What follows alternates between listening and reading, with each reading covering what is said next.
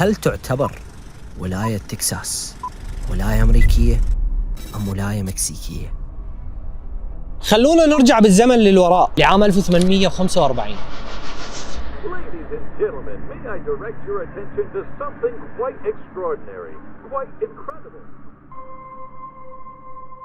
حيث انضمت تكساس إلى الولايات المتحدة الأمريكية. يعني بين قوسين تكساس أمريكية. خليني أقول لك مع الأسف اكتشافاتك طلعت غلط. لو ركزت أكثر وتمعنت بالصورة وركزت على موضوع الولايات المتحدة الأمريكية، اللغز بالاسم نفسه. قبل لا ندخل بموضوع المكسيك لازم تفهم إنه الدولة الأمريكية أو الولايات المتحدة الأمريكية هي تجمع ولايات اتحدن تحت اسم واحد اللي هو أمريكا. إذا تجي على العلم الأمريكي اللي كلكم شايفيه وتعرفوه واللي إحنا نعرفه، هو عبارة عن خطوط حمراء وبيضاء، أكو على الزاوية اليسار أزرق، داخله نجمات، كل نجمة بيضة ترمز إلى ولاية. 50 نجمة أكو بالعلم الأمريكي، يعني بين قوسين أمريكا هي تجمع ولايات أدت إلى أمريكا. طيب يا صديقي، بعد ما اكتشفنا إنه أمريكا هي تجمع لولايات، زين أمريكا شلون كانت سابقاً؟ تم تشكيل الولايات المتحدة الأمريكية كدولة في عام 1776 من خلال إعلان استقلال المملكة المتحدة. عن هذا الإعلان الذي يعتبر الحدث الأساسي الذي أدى إلى تأسيس الولايات المتحدة الأمريكية كدولة ذات سيادة.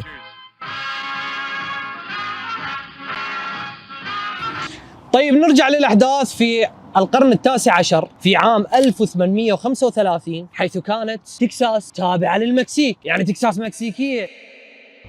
في عام 1835 وقعت ثورة تكساس التي كانت ثورة مسلحة استقلالية قادها المستوطنين الأمريكان الذين كانوا يعيشون في تكساس التي كانت جزءا من المكسيك. خلال هذه الثورة حارب المستوطنين الأمريكان ضد الحكومة المكسيكية للحصول على الاستقلال عنها، وتأسست جمهورية تكساس المستقلة. الولايات المتحدة قاعدة تتوسع، وكانت بذاك الوقت 27 ولاية فقط، ما كانت 50. تعرفون الدولة الأمريكية قاعدة تتوسع أكثر وأكثر بالخريطة، وعندهم العم سام يعود للولايات المتحدة الأمريكية، فأكيد إيش راح يسوي؟ سام هيوستن الزعيم السياسي والعسكري البارز كان له دور كبير في انضمام تكساس إلى الولايات المتحدة الأمريكية عام 1845. قاد العم سام حملة دبلوماسية وسياسية ناجحة لدعم هذه الخطوة في الكونغرس، ونتيجة لجهوده تمت الموافقة على الانضمام تكساس كولاية في الولايات المتحدة الأمريكية عام 1845، وبذلك أصبحت تكساس ولاية رقم 28 في ضمن الولايات المتحدة الأمريكية. وطبعا هذا الإعلام اللي ترمز للولايات هاي موجودة بكل ولاية، فكل ولاية أمريكية عندها علمها الخاص، ومثل ما شفتوا فهو هذا علم تكساس. وتعتبر مساحة تكساس هي ثاني أكبر ولاية في الولايات المتحدة، حيث تبلغ مساحتها 270 ميل مربع، وهي تعتبر ثاني أكبر ولاية بالولايات المتحدة الأمريكية بعد ألاسكا. شيء ضخم يعني صراحة. وتعتبر المدن اللي بيها جدا معروفة ومشهورة وجدا كبيرة. أنا بنظر اعتبرها دولة لأن ضخمة، يعني ضخامتها مو طبيعية.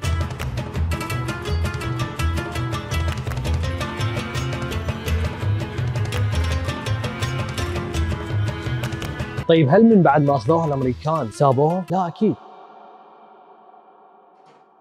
بعد انضمامها إلى الولايات المتحدة بدأ الاستثمار في البنية التحتية، شبكة النقل والطرق وسكك الحديد، مما دعم التجارة والتوصيل بين تكساس وبقية الولايات. تم أيضاً تطوير البنية التعليمية والصحية في تكساس، مما ساهم في تقديم المجتمع وزيادة فرص العمل.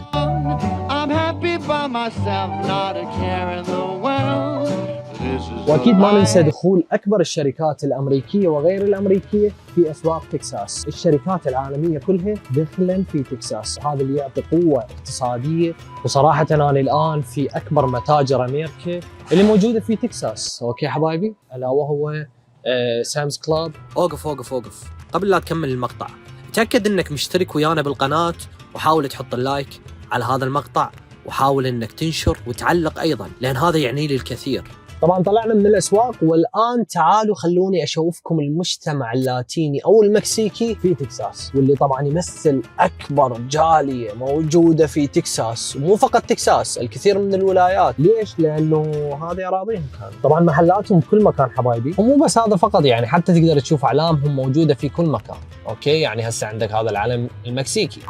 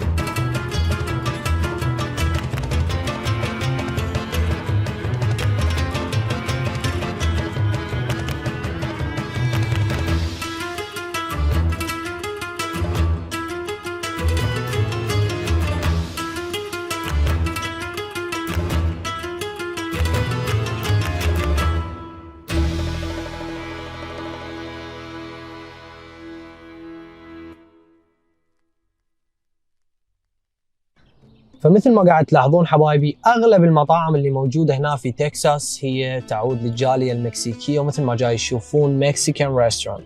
طبعا هذا الحي اللي امامنا حبايبي كله مكسيكان. مثلا عندكم هاي التاكوز، وايضا شنو هذا؟ مكسيكو. هذا المطعم مكسيكي، ايضا ذاك التراك فود ايضا مكسيكي. يعني بين قوسين احنا حاليا يم خواننا المكسيكان خويا. المكسيكان اللي عايشين هنا بعدهم لحد الان موجودين ويتكاثرون، واكو كثار مكسيكان قاعد يجون بهاي المناطق. وهذه واحده من الاسواق الكبيره اللي موجوده في هذا المكان. تعالوا خلينا ناخذ فره بيه.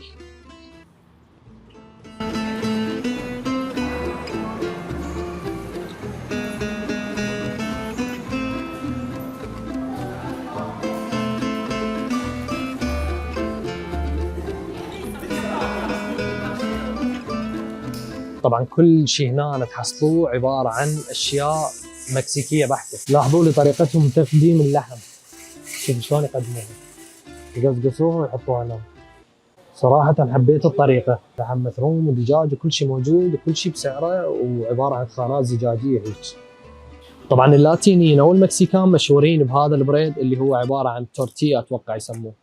فمثل ما قاعد تشوفون المكسيكان هنا مسيطرين على تكساس بشكل مو طبيعي. اللغه الدارجه هنا في تكساس هي اللغه الاسبانيه واللغه الانجليزيه، يعني وين ما راح تروح بدوائر الدوله حتلاقي اللغه الاسبانيه والانجليزيه. يعني ما يصير تدخل مكان اذا ما يتكلمون باسباني، بنوك، اماكن دوله غيرها، مراكز حكوميه كلها تتكلم اسباني هنا. طبعا بعد ما شفت الاسواق جبنا هذا العصير اللي ما اعرفه شنو، لان بعد 5 دقائق ياذن ونفطر. فانتم بنظركم بنهايه هذا المقطع، هل تكساس هي مكسيكيه ام امريكيه؟ للعلم انه الدوله المكسيكيه طالبت بتكساس واستيراد تكساس، ولكن الدوله الامريكيه قالت لها حبايبي احنا اسفين لان احنا دفعنا بنى تحتيه وبنينا وسوينا ومولات ومباني وداون تاونات، فاذا تريدوها ادفعوا لنا يجوز نرجع لكم اياها. بعد ما شافوا الدوله المكسيكيه السعر المدفوع بالبنى التحتيه اللي انبنت هنا، كنسلوا الموضوع. تاخذ بعين الاعتبار الناس المكسيكان او اللاتينو ويعملون بيها ويشتغلون بيها ويسترزقون من عندها، فلهذا تعتبر تكساس دولة المكسيكان الكبيرة في امريكا. اذا حبيتوا هذا النوع من المقاطع اكتب لي بالتعاليق، يجوز نسوي لك على غير ولايات، لان عندنا كثير من الولايات اللي صار بها هذه الطريقة. فحط لنا اللايك والاشتراك، وايضا تعال ضيفنا على الانستغرام. كان معكم طارق حسين، وكل عام وانتم بألف خير. باي. حياكم الله يوم جديد في هيوستن تكساس، وهذا الاكل حبايبي من تقديم محمد. اوكي شلونك حبيبي طارق؟ الله يحفظك يا غالي، رمضان كريم علينا وعليكم يا ربي.